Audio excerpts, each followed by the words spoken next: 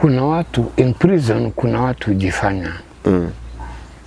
I'm not, si divert kwa your question. Yes. Unajua for about 15 years kuna mzae nilipata always na wheelchair. Always naye nikiwete.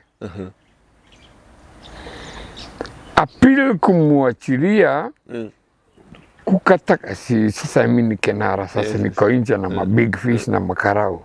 Wengine wamefungiwa. Kulikuwa kunataka kunyesha mvua kali Kamiti. Huyo jamaa aliachiliwa kasukumwa juu alikuwa wa Court of Appeal. Court of Appeal ndio walalagi. Hiyo ni court ya mwisho. Supreme halalagi.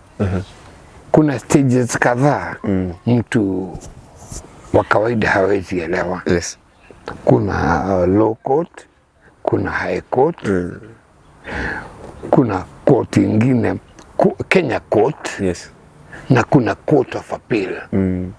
Ukiwa Kenya court unaweza kaa kabla file yako isikizwe uitwe, unaweza kaa hata miaka 10, miaka 15. Kenya court. Kama tungeachiliwa na hii appeal, tulikuwa turushwe Kenya court. Unasikia wanaitaka mtu mmoja after miaka mingapi? 10.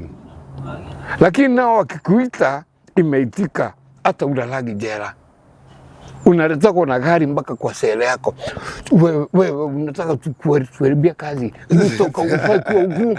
Ndio kutoa siaka. Ufai hapo. Wewe umeachiliwa huko. Wewe Kenya court ni hatari. Sio kama Court of Appeal. So mzae aliachiliwa. Kuliendaje mzae wa wheelchair? Huyo wa wheelchair unasikia more about roughly 15 years namjua. Unamjua tu akikalia wheelchair. Anazungusha hata kwa mabeste, anazungusha marufuku zangu wakiuza. Mimi nauza Saidi Kamiti ni kubwa huolda watu wengi sana. Be advised on that. Ni watu zaidi ya 10,000. More than 10K. Sasa mzae ameachiliwa, tukaangalia juu maze kunitaka kunyesha. Mdogo wa officer in charge akasema hapana. Hata kama ni wanani ni atalala jela, atalala wapi? Kwa hiyo nyumba yangu, kazini yangu walienda ushago. Unasikia bila amesema nikisikia. Kwa hivyo I order and direct. Fungua tokeni haraka. Kuna motorbike hapo, mwende mrudi na yeye. Niwape funguo mwende.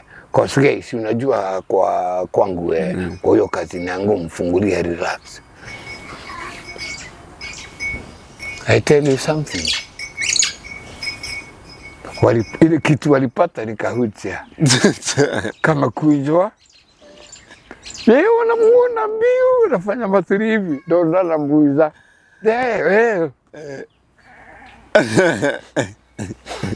Na nimemjua for how long? 15 years. Ama alipona. Miracle. Mungu alimponya. Mambo ni mengi.